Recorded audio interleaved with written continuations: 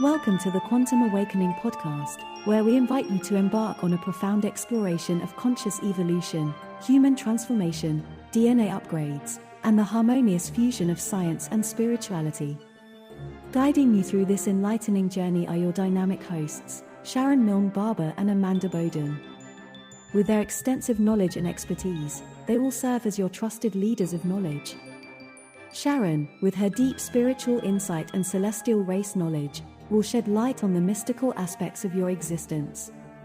Meanwhile, Amanda will share her expertise around manifesting, mind-body-soul connections, and how science and psychology are intertwined with spirituality. Join us on a transformative journey to enhance your perspective and to bring you enlightenment. Welcome to our podcast, and we're really excited to start our third series, and our first one is about the architects of humanity. And with me today I have the lovely Amanda Bowden.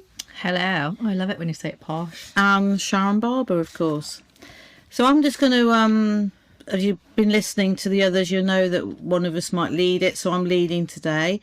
I am going to reference to a book I've channeled called The Celestial Guardians of Earth, because this book is actually about the celestial guardians that actually are the architects of our Earth's journey. So what do we mean by that? What do I mean by the architects of humanity? So these are celestial beings that are part of an intergalactic council. We have light councils that oversee the galaxies, and we have intergalactic councils that oversee planets. And of course we have our own council. Part of this council are groups of amazing celestial beings. I've got a few here which I'll just give you, and some of you might recognise their names. The Andromeda race, the Anakai race, the Arturian race, the Lemurian race, the Salicartian race, and the Dakakurian race. That is just a few. There's actually other species that are involved as well. But these are the ones that I forgot Palladian race, just been reminded by my guides. So when I say that, it's because when we do these podcasts, we're in a circle of energy where our guides can inspire our minds. Clever. Very clever. So the architects of humanity are species that monitor us and oversee us from afar. And really in the last 300,000 years since Atlantis, is when this intergalactic council have been part of us. And we are going to be doing, our next podcast is about Atlantis and Lemurian, so I won't talk about that now, but I'm going to fast forward through history to the Second World War. Now, many eras have been put in place for us, the last main one being the Egyptian era, where with the support of celestial beings, they've been hoping that humanity will ascend, and that we will ascend to a point that we will thrive, that we will look after Earth, there'll be no war, hate, and we'll be a unified world. Going back slightly in history to the First World War, obviously this wasn't happening. Then we had a Spanish flu. Yeah. And then we had a massive recession, which was a world recession in the 30s. And then we moved forward into the Second World War.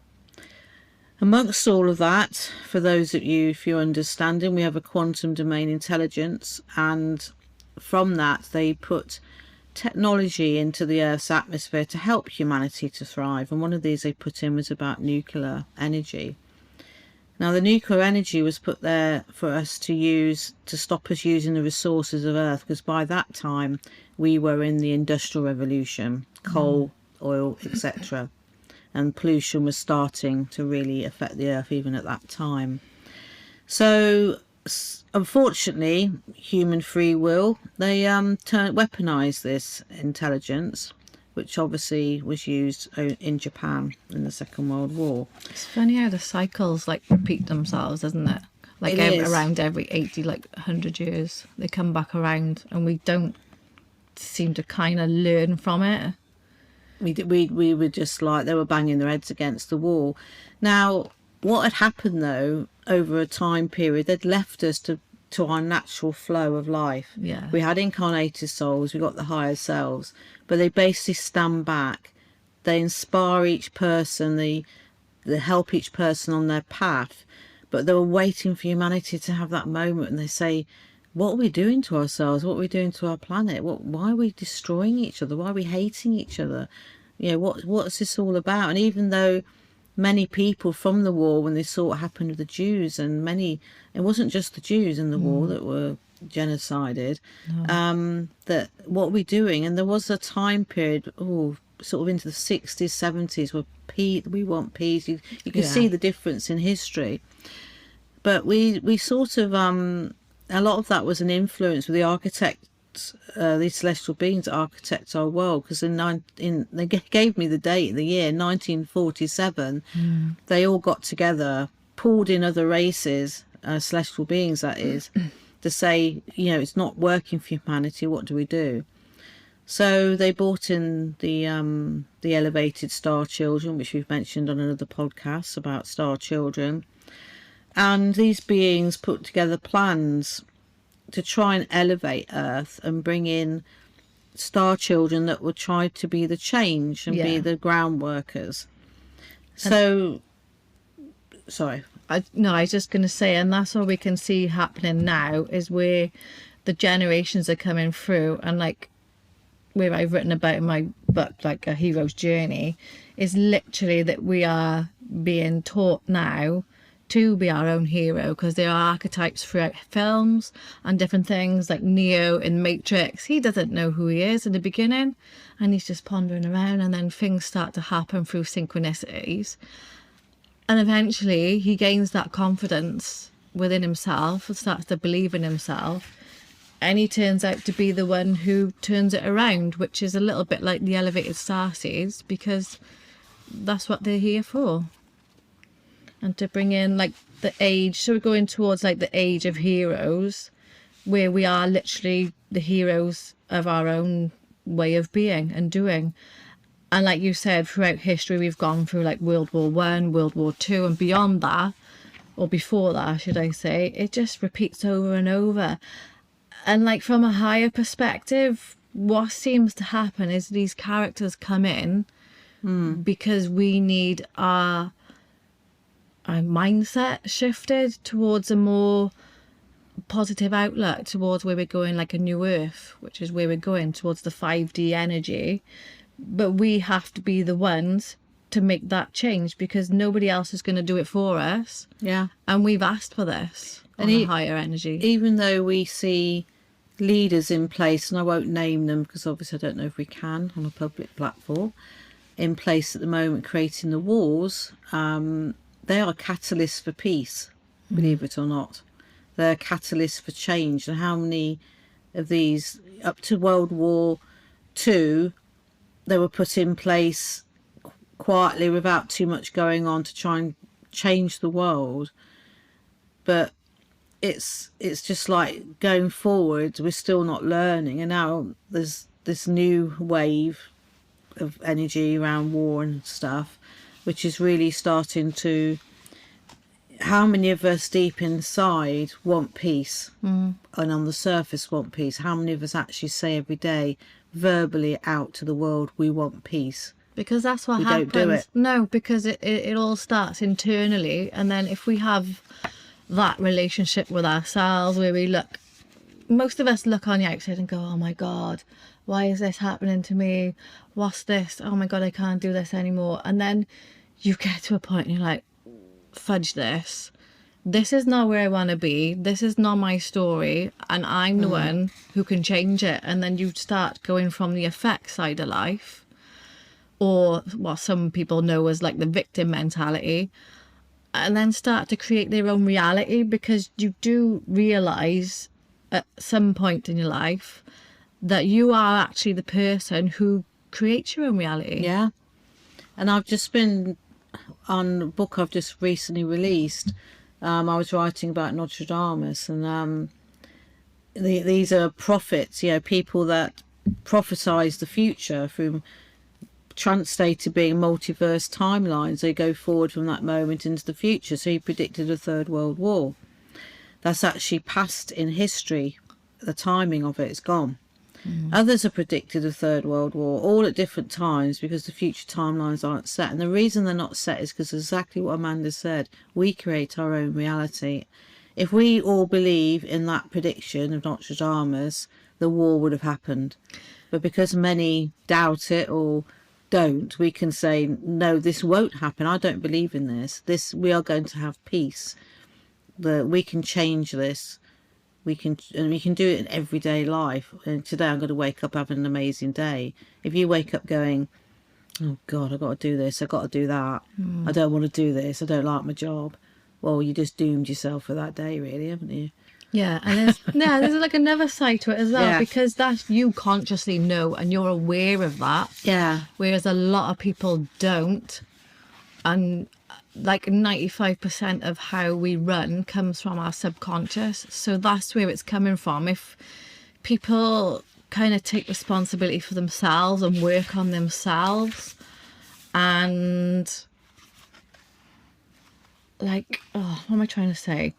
So like subconsciously we've got things going on, and if you become consciously aware of it, like Carl Jung would say, until you make the unconscious conscious, then it will lead you, like, do you know what I mean? And basically we all carry karma around with us, and then as soon as we start to heal ourselves and learn to let go and just forgive ourselves and other people, this is when it's going to start shifting, because that's what it is. We're taking the karma and turning it into dharma, so it's more of a positive outlook. And when you do that on a conscious level, it changes it on the subconscious level.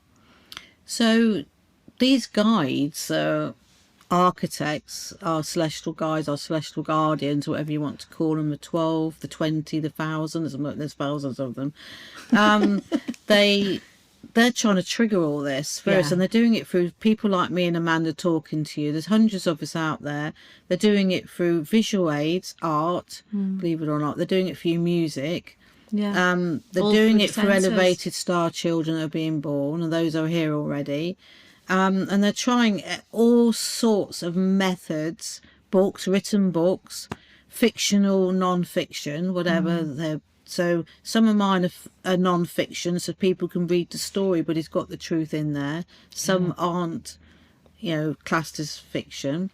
So they're doing it in different ways and different methods, just to try through holistic healers. Well, that's everything. the thing, because we all learn differently mediums. anyway, don't we? Yeah. And like the way you write your books is a little bit different from mine, because mine's coming from like my personal background and experiences, and that's how it's gone out. But we all learn and take in things differently, whether that's visually, listening to something, touch, as in doing something physically. So we all, as you call it in the NLP, like VKA, visual, kinesthetic and auditory. So I'm just going to give you an example how these races are. Those races I mentioned there, apart from the Salatorians, are all physical beings. The Salatorians are light consciousness. I'm just selecting the Arturians as an example. I've actually got an Arturian guide called, what's your name? Telecom. There you go. Just gave me his name. What's your name? Telecom. So I know he's with me because he's asked me to talk about his race. So there you go. Oh dear. So they actually come to Earth to bring frequency changes. Yeah. And they are healing. They're healers. They are a healing race. And they create a healing energy vibration for the soul, and they help with the soul and the higher self and the transition to human essence to go back. So they are architects of making sure that when we separate from the physical, we go back to the right place. They also work with soul disconnection, so it's soul fragments. So when the human dies, the human essence releases, the ethereal quantum body. The soul reflection of the higher self releases.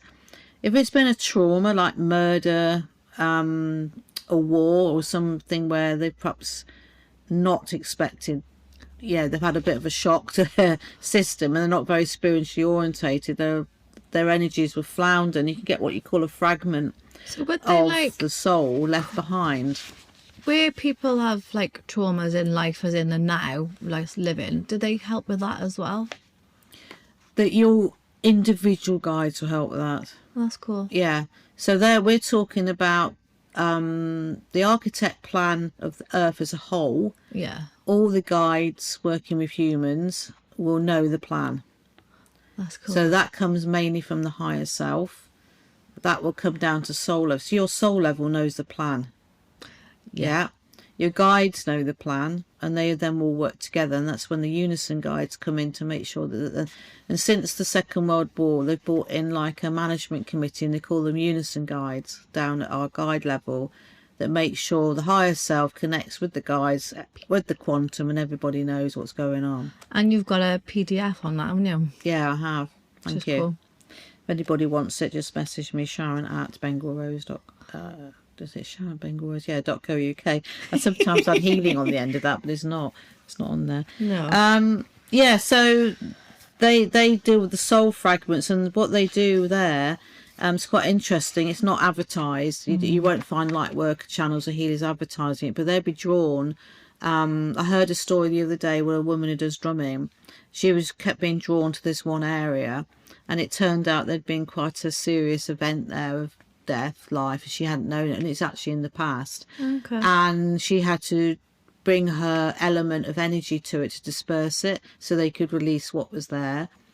What's interesting? So it's just like fragmented energy that needs to be taken from Earth, and it would go back to the source, like the higher self, or where it originated from, and then they can complete that cycle of events and move on. But this isn't a time frame which we can't understand. It's not like, oh, it's got to be done by 5 o'clock next Friday. Yeah, it's Not just on done as human it's time. done, and they've got to wait for the right human who's got that telepathic psychic ability to pick up on all this, and for the guide to influence them, say, look, we need some help here. I think they call them missionaries, isn't it? That sounds good. Spiritual missionaries. I'm sure I've written So that's in their path to do it, but there's no ego with this. No. They don't advertise it. They do. I know somebody who does it, and I was quite surprised. I had no idea she did it. And it could be out walking. You could hit a piece of woodland and it doesn't feel right, so you stand there and you put your thoughts out and you do whatever you do, clear the energy and move on. And it's quite interesting. So kind of like transmuting energy.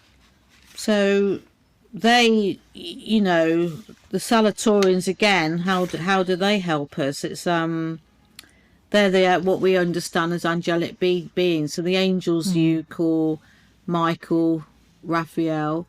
Oh, the archangels. Yeah, we've put names to them in physical form because they're light beings, so that we can understand them. They come from there. They are a very highly ascended group of beings, thousands of them, and well, probably more than that. And then that's like where throughout history the connections with mythology and different things in Egyptian, where these beings have been connected with being gods, and actually they're highly ascended celestial beings. Yeah, it's and it's funny because the Egypt, when I did that past life on the QTH with you, it's on YouTube, on One Spiritual Movement. She actually tells us the name of the Egyptian, of the celestial beings which have the elongated heads, and the ray. It was those two species that came Anunnaki. to Earth. No, it's began with P. I wish I got the name in head. Palavonians or something. It's an unusual name. But I'd never even heard of them. And they're very matter of fact. And sometimes when it's like when they name a race that we've named, because we name, like the Taurians comes from what we understand as an Taurian star system, we've named it, they actually call them something else. So, because they know it was a different name. But they stick with the human names that we've given. Because we can understand it. Yeah, there's no point. They said there's no point in changing that now, but they do, some of this in here, they do say about it. So these beautiful beings that choose to help us are actually overseen by the overseers of the universe, which are even more highly ascended beings that they're like top of the plan. That's the way I'd put it. But they also are involved with other universes, so they're way beyond our understanding. They're not any of this I've named. They just call themselves the overseers. No. Whereas I would call them like master creators, because where we've been talking, guys, around like levels of dimensions and consciousness, is when they get to level 12, is it? Around 12 is the top dimension for our understanding. Yeah. Whereas like they can create worlds and manifest lots of different things, isn't it? And take life, destroy life. Yeah. But it's not done, we're fed up with Earth, let's get rid of Earth. It's not done in that form. It's a greater quantum understanding. The universe once was this tiny quantum particle, and now it's this massive, ever-expanding knowledge and existence. And they talk about it in a way that galaxies can be created and galaxies can be destroyed, but not in they will then destroy with a zap gun or anything like that. It's just the natural process of life and death. And we put it into years. I mean, this is billions of years. This is like... That's what I mean. It's way beyond our understanding. I know. And like with human knowledge and some people that are not so far down their spiritual path, is like, how can we literally be the only race in the whole of the universe? Like, that blows my mind. I know, I don't understand that at all. Do you know what I mean? There's no way that we are. That is... But there's even people who are teaching trance who say there aren't celestial beings. Yeah. There are, they're saying, they're your relatives and who do they think the guides are? It's so I'm quite shocked at how little understanding there is out there of this. But on the flip side of that, that's where they are going, level. And that's their level, and that's where we each have a different role in going through those levels. And some people will stop, but those who choose to progress forwards will go to the right teacher at the right place and right time. So people like you and me that have ascended beyond those levels, I just struggle to try sometimes to understand it, but I have to then reset myself. And so I've noticed sometimes when I'm like the workshop I did the other week, I have to bring it down to the understanding of the level 2 or 3 people that are there. Then I've got somebody on the other side, or 3 or 4 on the other side of the room, which are up there. So my conversations had to go doop, doop, doop. And this is exactly how our guides who are expert. They're like, well, how do we introduce this now into this? Because this person is at this level and this one is that level. So how can we make it into a universal language so that everybody can understand, I guess? And the amazing thing about our architects, our guardians of Earth, is they all coexist. They all come from different planetary systems. They have different air they breathe. They have different physical makeup, the light beings, and they have the spaces of unison where they meet and interact. And again, that's technology beyond our understanding. And they can all communicate. Some of them are communicating from their home worlds telepathically across millions of miles. It's amazing how they work. We've actually also got an outer space station which they've created on the other side of Jupiter. That's which cool. They meet as a unison space again. Many species meet there, and they use our solar system as a base to get to other parts in our Milky Way galaxy. we're like on an outer, if you think about it, we're on the outer ring. Literally. So they don't want to fly. These aren't species that are coming from the galaxy. These are coming from outside the galaxy. They can't. They come into the outer in the ring. corner at the minute. Because they're like, right, you can stay there a minute until you've evolved a bit more. That's where you're staying in the corner. So they've got this. So they have this unison space station there, and then they use that to go off and explore other places, and they can come back to it. So it's pretty cool. It's So I don't know what to say about our architects. They're you just got to trust they're there. Now, of course, for religion, some would see them as gods and things without this understanding, but they don't want to be seen as gods.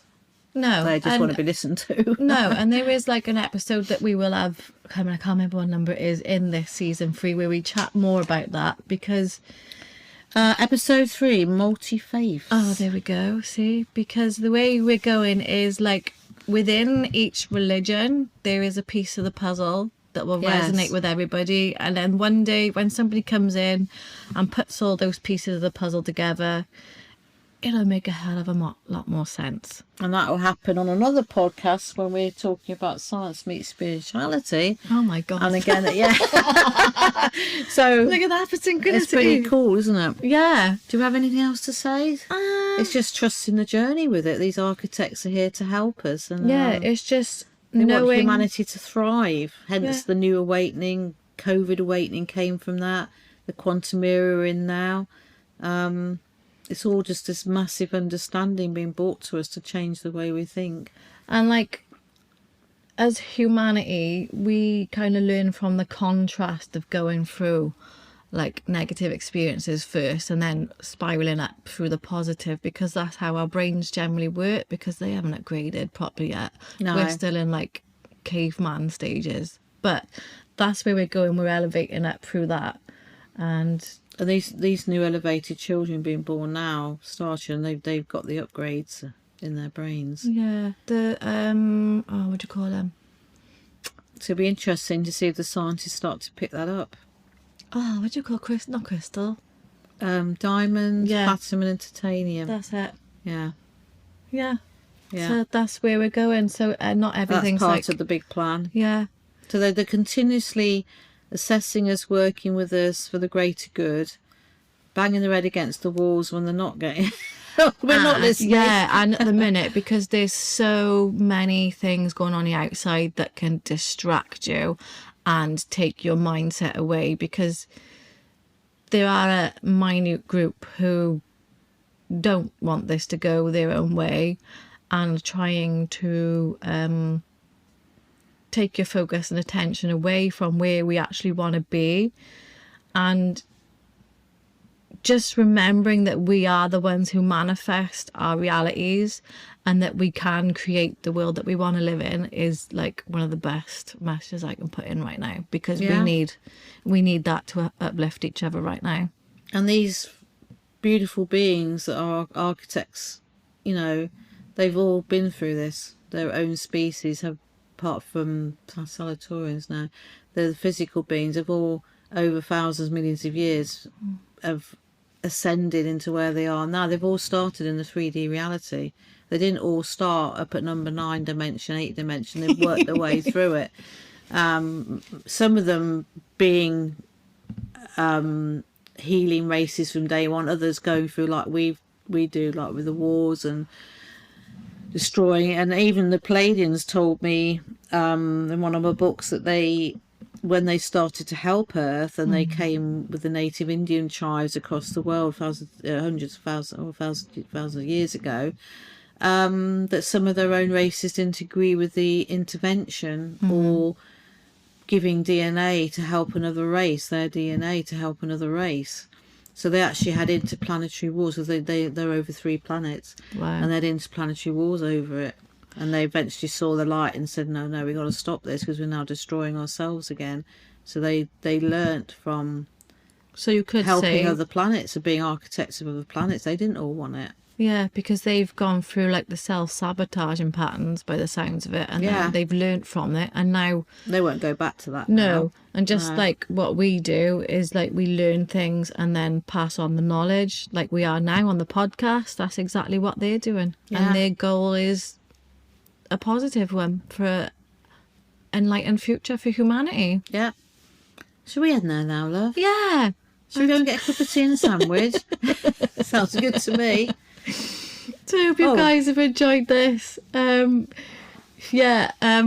us, click on that button, and if you want to get in contact with any of us, Sharon's details are Sharon@bengalrose.uk. You can email me.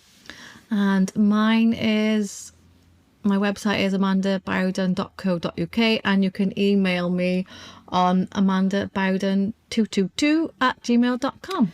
Oh yes, my website is www.bengalrose.co.uk. Ta-da! Bye guys, bye.